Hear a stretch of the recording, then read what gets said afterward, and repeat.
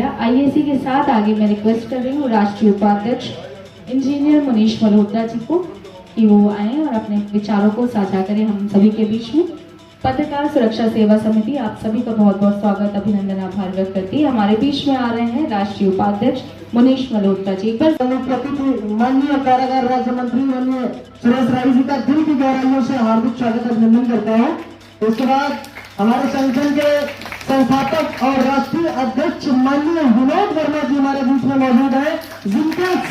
आशीर्वाद से और जिनके आशीर्वाद से जिनके मुझे पल पल आशीर्वाद मिलता है और उनके मार्गदर्शन में आज इस संगठन को इस तरीके से हम विस्तार भी करेंगे और जनपद ही नहीं बल्कि प्रदेश से नहीं बल्कि पूरे भारत के जो 38 राज्य हैं सभी राज्यों में हम संगठन को इस तरीके से फैलाएंगे जैसे कि कहते हैं कि कहीं बारूद में आग लगती है तो आग बुझने का नाम नहीं लेती है। इस तरीके से संगठन एक ऐसा रूप देंगे जिससे लोगों में संपत्ति नहीं गली गली में आवाज गूंजेगी पत्रकार एकता और पत्रकार एकता जिंदाबाद के नारों में पत्रकार सुरक्षा सेवा समिति एक ऐसा विशाल वृक्ष बनकर तैयार होगा।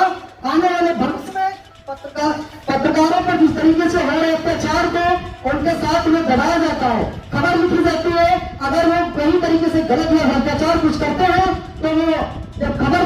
प्रकाशित करते हैं अपने चैनल पेपरों में तो उनके बैठे माफिया है जो लोग हैं जो गलत करते भ्रष्टाचार करते हैं उसकी खबर को उजागर करते हैं तो उनकी आवाज नहीं बल्कि उन्हें पूरी तरीके से दबाने की कोशिश की जाती है। तो आज मैं मनीष मल्होत्रा इस दृष्टि से वादा करता हूँ कि पत्रकार सुरक्षा सेवा समिति आपके लिए जी जान लगा देगा, तन मन धन तीनों से आपके साथ खड़ा है। अगर कहीं पर भी किसी प्रकार हमारे संगठन के कार्यकर्ता या अन्य पत्रकार पर किसी ने अंगुली उठाई तो अंगुली उठाने वाले की अंगुली काट दी जाएगी। इस बात का मैं वादा करता हूँ आपसे और आने वाले समय में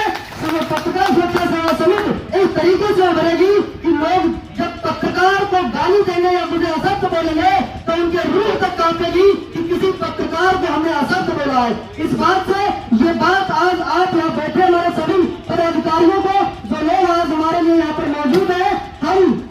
किसी महापुरुष ने कहा था तुम मुझे खून दो मैं तुम्हें आजादी दूंगा, लेकिन मैं आपसे खून नहीं मांगूंगा। मैं आपसे कहता हूँ आप मुझे अपना साथ दीजिए, मैं आपको आजादी दिलाऊंगा। इस बात का मैं आज वादा करता हूँ इससे और आने वाले समय में मैं मनीष मल्होत्रा आप लोगों के लिए पूरी तरीके से न्यौछावर हूँ। अगर कहीं पर हमारे किसी भी साथी पर आज आई तो इस बात की आज मैं आप पे खुलेआम यहाँ पे चेतावनी दे रहा हूँ और उन माफियाओं को उन गुंडों को जो लोग पत्रकार को डराने की कोशिश करते हैं उनको ये बात जहां तक मेरी जाएगी वो इस बात से अंदाजा लगाएंगे कि कोई मल्होत्रा जी ने कहा है अगर हमारे संगठन पे या संगठन के पदाधिकारी पे आज आई तो इसके लिए कोई शब्द नहीं है जिससे मैं नवाजूं। इसी बात को लेकर के हमारे बीच में बहुत सारे हमारे पदाधिकारी हैं जिनको टाइम देना है और मैं अगर बात को रखता रहूंगा तो बहुत सारा टाइम हो जाएगा और बहुत सारे पदाधिकारी बीच में बैठे हैं। मैं अपनी बात को यहीं से विराम दूंगा, लेकिन लास्ट में एक बार कहूंगा